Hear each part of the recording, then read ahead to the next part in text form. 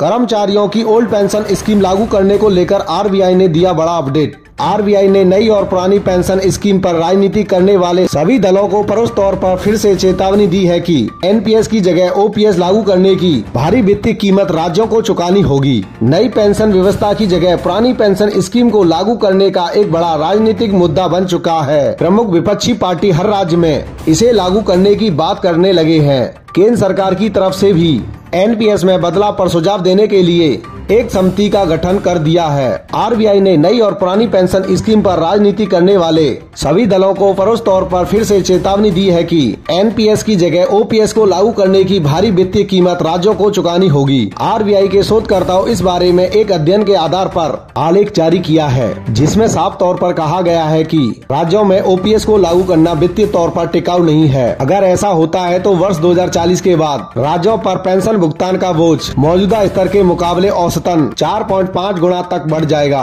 पिछले एक वर्ष के दौरान यह दूसरा मौका है जब आरबीआई की तरफ से इस तरह की चेतावनी आई है। यह तब आई है जब कई राज्यों के आगामी चुनाव व अगले आम चुनाव में भी पुरानी पेंशन स्कीम के एक बड़े मुद्दे के तौर पर उभरने की संभावना जताई जा रही है। ऐसे में आरबीआई ने याद दिलाया है कि सभी राज्य अगर ओपीएस को लागू कर लेते हैं तो एनपीएस लागू करने के बाद उनकी पेंशन भुगतान का बोझ जो कम हुआ है वह खत्म हो जाएगा। चूँकि नई पेंशन योजना सही तरीके से वर्ष 2009 से लागू हुई है, इसलिए ओपीएस फिर से लागू करने का बोझ हाल फिलहाल की सरकारों को नहीं देनी होगी। इसका असर वर्ष 2040 के बाद दिखना शुरू होगा। औसत आयु में वृद्धि होने की वजह से यह बोझ बाद के वर्षों में तेजी से बढ़ेगा। कुल कितना बोझ होगा यह तो बताना अभी कठिन है, क्योंकि बहुत कुछ भावी ब्याज दरों से भी तय होगा। रिपोर्ट के मुताबिक ओपीएस को फिर से लागू करना आर्थिक सुधारों को पीछे ले जाने वाला कदम होगा और वित्तीय सुधार के जो फायदे हुए हैं उनको खत्म करने जैसा होगा।